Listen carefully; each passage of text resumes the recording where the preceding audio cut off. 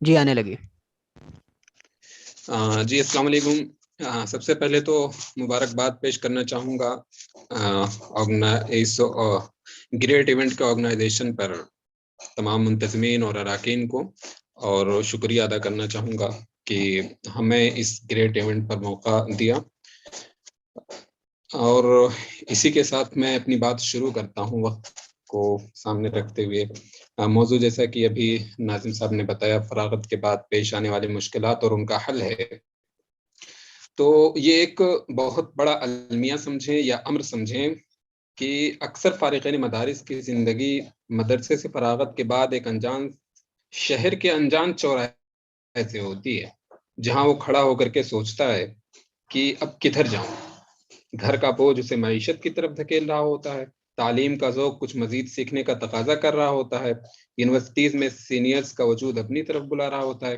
انجان چوراہے پر یوں ہی وہ پریشان کھڑا سوچتا رہتا ہے، اور یہ مرحلہ جو فراغت کے بعد کا ہوتا ہے، چند مہینہ بلکہ کچھ لوگوں کے لیے تو سالوں گزر جاتے ہیں، مشورے اور فیصلے کے الجھنوں کا شکار ہوتا ہے۔ پھر کچھ سال یا مہینے اس فیصلے کے تلخ تجربے میں گزرتے ہیں، تب جا کر کہیں گزر بسر کے لیے کوئی مناسب ذریعہ نصیب ہو پاتا ہے۔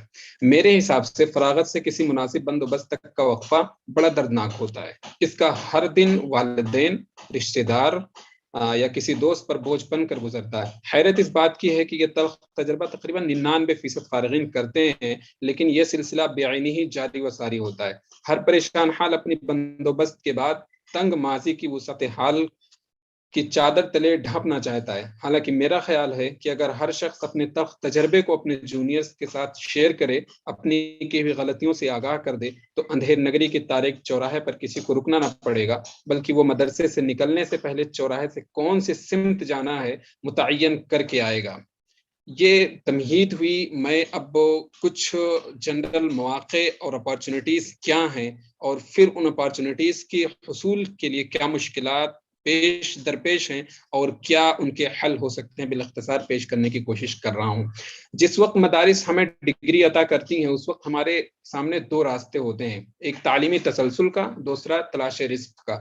تعلیمی تسلسل کے لیے پڑھے ہوئے کسی مادے پر تخصص کر سکتے ہیں، جیسے فقہ، حدیث، تفسیر وغیرہ، یا پھر کسی اقلیتی ادارے سے آرٹ، لینگویج، اسلامیات وغیرہ سے گریجویشن، اور ایک محدود حد تک پی ایم ایس کی شکل میں میڈیکل کی تعلیم۔ اس تعلیمی انتخاب کے لیے مالی، وقتی اور اسی کے ساتھ طریقے سے ایڈمیشن کا دشوار کن مرحلہ، یہ ایسی پریشانیاں ہوتی ہیں اور رکاوٹیں ہوتی ہیں جس سے یہ موقع بہت کم لوگوں کو میسر ہوتی ہیں۔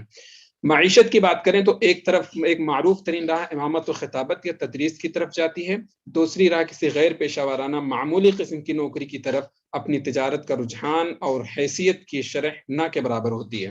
عمومی مواقع کی بات آئی ہے تو میں آپ کو بتلاؤں کہ ہم ایک ایسے ڈیجیٹل زمانے میں جی رہے ہیں کہ اس زمانے میں اگر چاہیں تو محض انٹرنیٹ کی مدد سے معاشی بحران سے چھٹکارا پایا جا سکتا ہے۔ تقریباً تمام مدارس کمپیوٹر کی تعلیم کی افادیت کو سمجھتے بھی ہیں اور طلبہ کو اسے سیکھ کر مستفید ہونے کا موقع بھی دیتے ہیں۔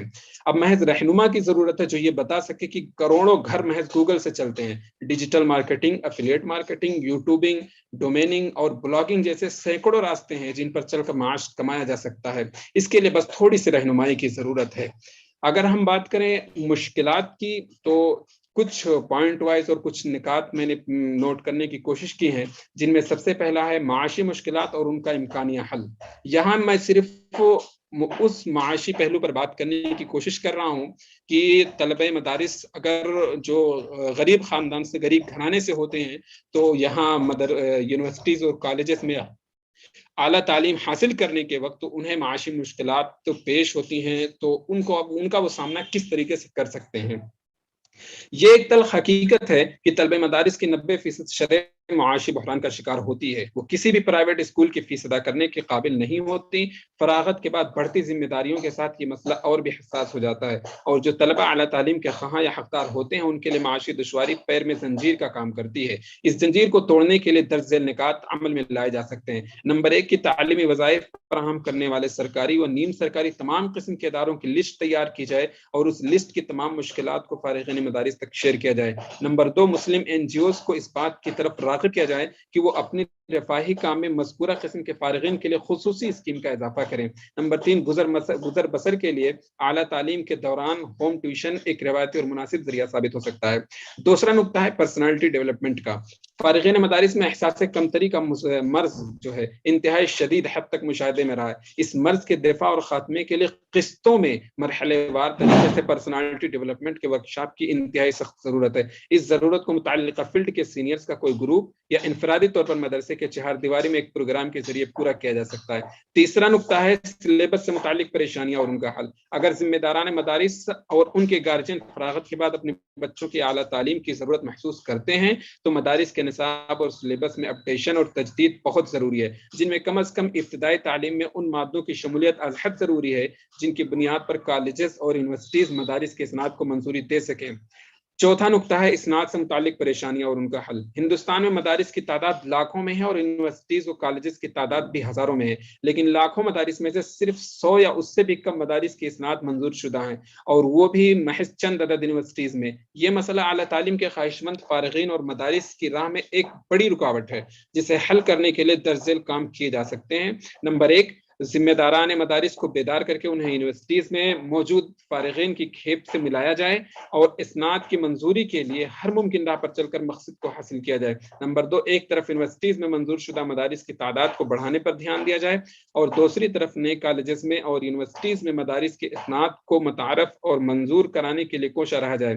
نمبر 3، اسناد کے حوالے سے ایک متبادل اور الٹرنیٹ طریقہ یہ ہے کہ معروف ترین سرکاری بورڈ سے 10ویں اور 12ویں کرنے کے لیے طلبہ کو مجبور کیا جائے یا انہیں کم از کم رغبت دلائی جائے اور مناسب رہنمائی بھی انہیں فراہم کی جائے۔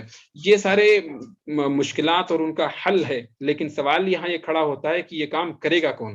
اس گائیڈنس اور رہنمائی کے لیے لوگ کہاں سے آئیں گے؟ میں نے اوپر بھی ذکر کیا کہ رہنمائی یا گائیڈنس کا فریضہ کسی بھی میدان کا تجربہ کار بندہ ہی ادا کر سکتا ہے۔ اس قسم کے سارے تجربات اور سارے ایکسپیرینسز ہر سال کے فارغین فراغت سے کسی مناسب بندوبست تک کے وقفے میں ضرور کرتے ہیں۔ اب ان کی اپنی بندوبست کے بعد انہیں چاہیے کہ وہ اپنے تجربات کو اپنے جونیئرز تک شیئر کریں۔ اس کے لیے درج ذیل طریقے اپنائے جا سکتے ہیں۔ نمبر 1 ہے کہ ہر فیلڈ سے فارغین کا ایک گروپ بنایا جائے اور ہر سال میں کم از کم 3 پروگرام ایسا منعقد کیا جائے جس میں کیریئر پلاننگ سے لے کر کے پرسنالٹی ڈیولپمنٹ تک کے سارے لیکچرز شامل ہوں۔